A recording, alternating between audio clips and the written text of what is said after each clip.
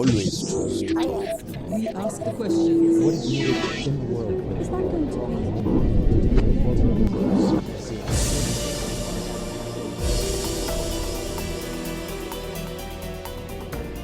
40 years ago, a military coup overthrows the leftist government in Chile. President Salvador Allende is killed. Thousands are arrested and tortured. Many die in prison. One of them is an army general loyal to Allende, Alberto Bachelet. His wife and daughter are also tortured and forced into exile. The daughter, Michelle Bachelet, is later elected the first female president of Chile in 2006. After serving her term, consecutive terms are not allowed, she devotes herself to a top job at the United Nations as head of its women's organization. But now she is back. Presidential elections are this month, and she wants to be president again. This time, there is a historic irony here. Bachelet's main rival is Evelyn Matthei, the daughter of a high-ranking Air Force commander, once a close friend of the family, who became a member of General Pinochet's military junta that took over in 1973. All of this reminding people here of Chile's troubled history and reopening old wounds, but also raising questions about Bachelet.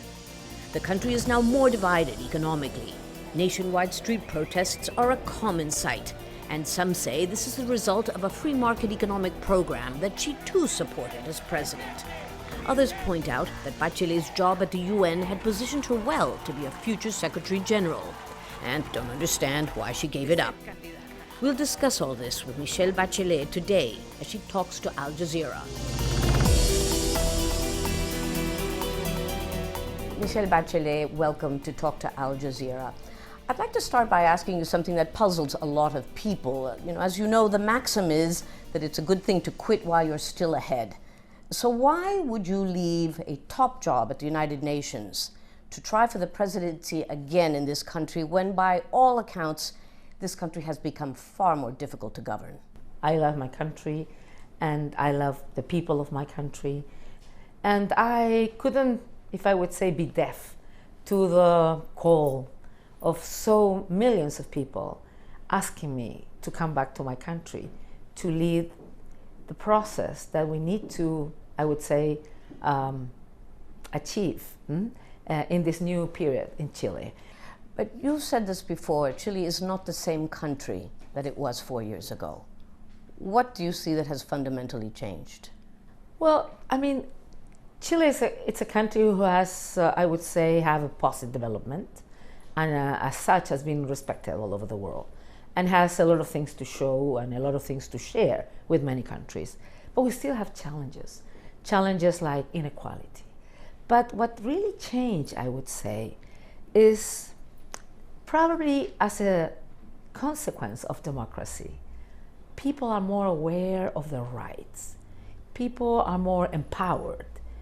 People want not only to vote, but also to influence on the decisions of the leaders, of the people who are making decisions at all levels. People want to be part of the construction of a more equal, more just society. But I wanted to ask you about this. This election is taking place. It coincides with the 40th anniversary of the military coup that installed General Augusto Pinochet, which also led to the torture and death of your own father. Why has there been so much soul-searching this time round? It's been 40 years, after all. Why has Chile not been able to move on?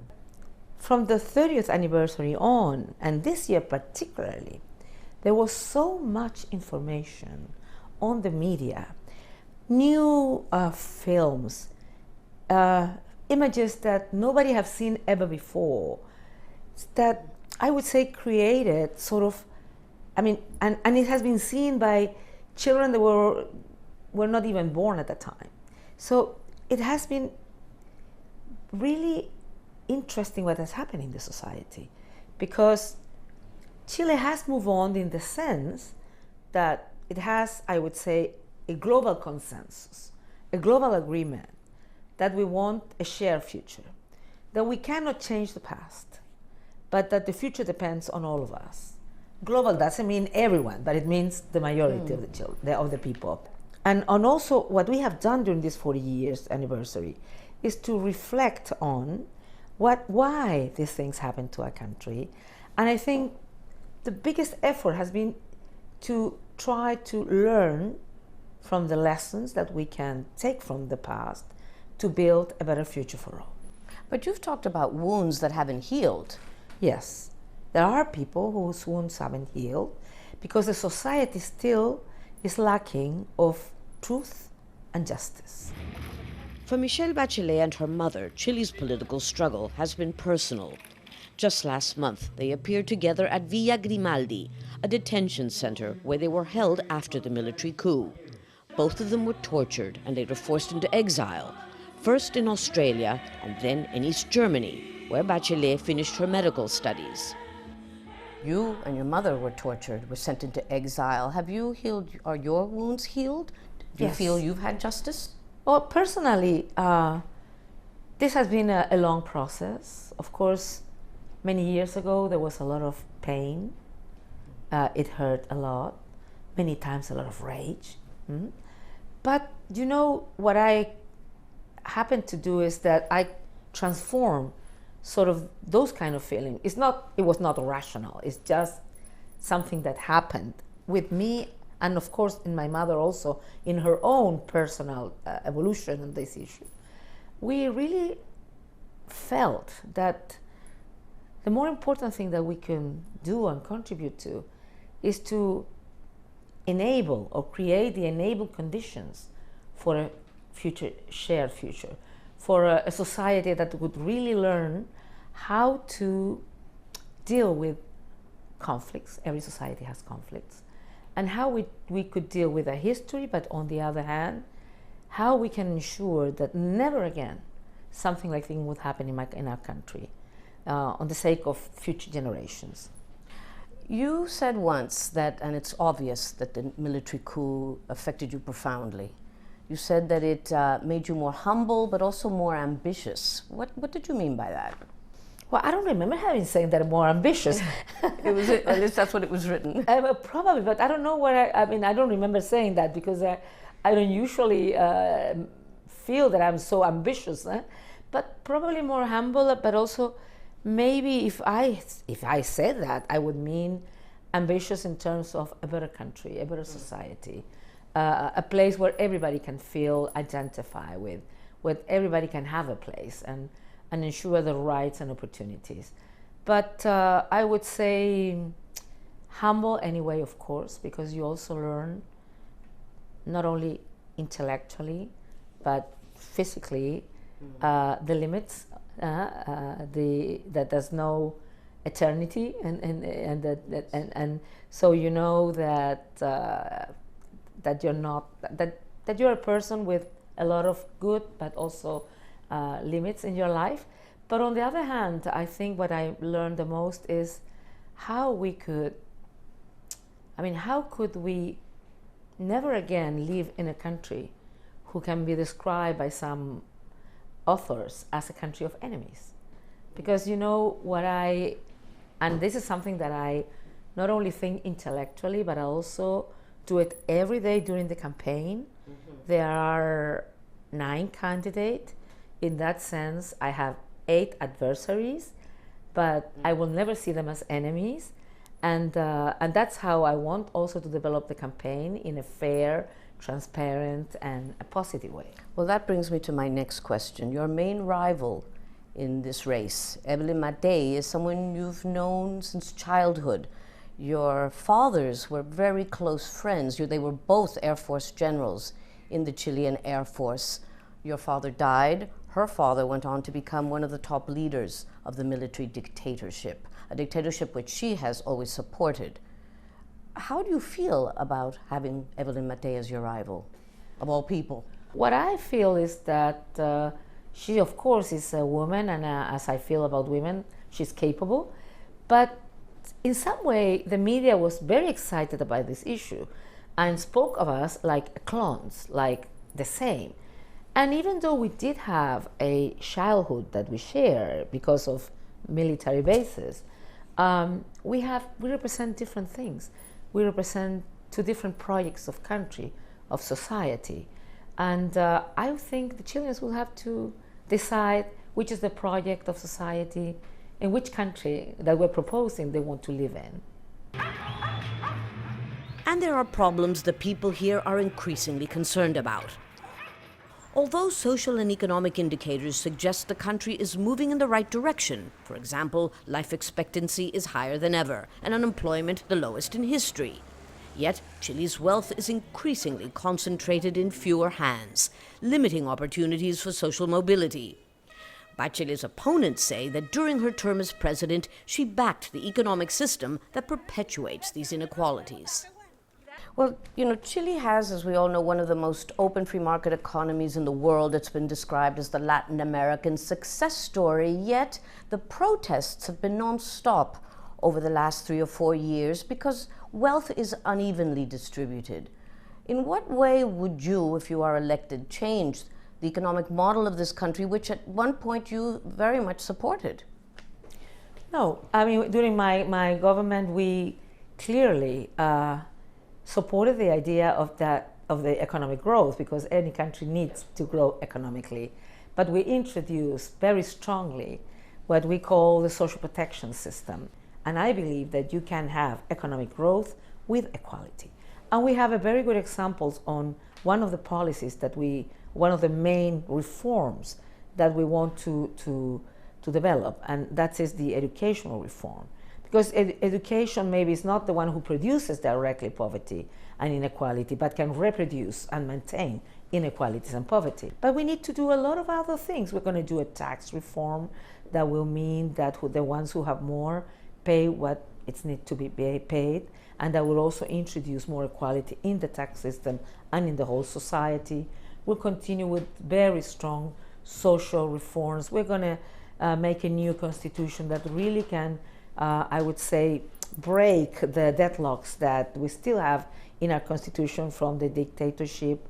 But I have to ask you, and I'm sure you probably can guess what I'm going to ask you, why were you not able to do more of this during your first presidency or when you were president last time? Oh, we did a lot of things, but in my government, we make some priorities, and at that time, the poorest of the poorest were the old people. So we did develop one essential and main reform that was the social security system reform. But at that time, education didn't seem like the main issue. Thanks to the social movement of the students, we realized that we needed to go even further, that what we have done in the past was important, but was not enough. And we needed to now make, I would say, a transformational change that could really improve education in the sense that Chile needs, because Chile is different to other countries in this region, because we don't have a problem of coverage, we have a problem of quality of education. We have almost, not 100%. And cost. And cost. Of course, but what I mean is quality, and that it also means equality, because if you go to a tertiary education place where the quality is very bad, they have access, but it's not really given opportunities. And I have to say, somebody could ask me, why do you think now it's going to be possible? Because some of the things, I tried to do it during my government, and it didn't work. It didn't work because in Parliament they got stuck. So why do I believe now? First, because social conditions have changed. Everybody is aware. And this is not a matter of right, left, or center. Everyone is completely, I would say, convinced that if we don't do a deep reform to education, we won't be able to get out of poverty, of inequality, but also we won't be able to grow the economy, be more competitive, increase our productivity, etc., etc. So I believe now we have different conditions. So now, I hope, of course, not only to be elected president, but also to be accompanied by a parliament that could really support these changes. Well, that may be difficult, as we know, because of the non-representational system that you have here. But another that's thing, one of the reasons we want to change the constitution. which is you have your work cut out for you, as you know. It will be challenging, but we need to go on that. But you are running this time with the support of the Communist Party. At the same time, you have reassured large sectors of big business in Chile. So I'm wondering, if you are elected, which of the two is more likely to be disappointed? Well, first of all, I am supported by 7 parties, 7 different parties. And what we have been said, we call it new majority at this big coalition. We said that everyone who is for continuing on the direction of a modern country, but on the other hand, of a more equal and just country, can be in this coalition. And this doesn't mean that I'm going to the left, to the right, to the center. What I have said is the only, I don't know if the word twist is the one, but the only, I would say, perspective is how we ensure that people's lives are improved and to put people, as I did in my former government, in the center of the policies. And all the parties who are here understand that. On the other hand, the new majority is not the parties only. We are adding citizens, social movements, many people who want the same we want, a better country for all. Well, your individual popularity is extremely high, it's unquestionable, but not so many of the people who accompany you. They are seen as old faces by many people. You've heard the criticisms. They're being called the dinosaurs. So why is it that so many of the people from the old guard, as they are seen in this country, who are part of the coalition that governed Chile for 20 years, are still so close to you? Well, I don't know what they mean by that, because one of the criticism that I receive is that I have too many young people around me. And if you go around this place, you're going to see almost everyone that's very young. But you have heard this criticism. Very recently, an artist that was asked to join your campaign said that he supported you, but he couldn't in consciousness be a part of the campaign because of some of these dinosaurs, as they call them in Chile, who were not elected. That's why your coalition lost the election, even though you were so popular. But what I believe, really, first of all, I think we had, for example, let me give you an example, how we developed the program, the political program of my candidature. First of all, going around the country, making regional meetings, everyone invited, and there's not only old people, young people, middle-aged people, people who had political responsibility, people who had never. And that's the way we did it, in a very participative and open way. And here also, when we develop the commissions, there you will find all kinds of people. And I would say the majority is not people who have had in the past big political responsibilities. But I don't deny great people who sometimes can be older, sometimes can be have had political representation, that they have their perspective, their opinions, and I think everyone can be part of the process. Other thing is that if I'm elected, I will see who will be part of my cabinet. Of course, that will be my decision. Well, I'd like to move on to foreign policy now. Chile is a very close ally of the United States, and it is also a close friend of Brazil's, especially Brazil's President Dilma Rousseff. She has just said, she has just blasted, in fact, the White House, accusing it of violating human rights and international law by spying on its neighbors. If you are elected, will you join her fight for a new world order in cyberspace to prevent the spying by the United States through the internet of many of its allies, in fact? I would say I would support an initiative like that to prevent from any country. I mean, not only from one particular country. I believe that we need to build a world where we can have a way of relating between states, between peoples, in a respectful way. But are you concerned about what has happened, these revelations that the United States has been using the internet, tapping phones? Of course, if I'm concerned of that information, and I hope it won't continue in the future, because I don't think I mean, one of the important things in international relationship is if you can build confidence with another country. And of course, confidence is very difficult to develop when you are being spied.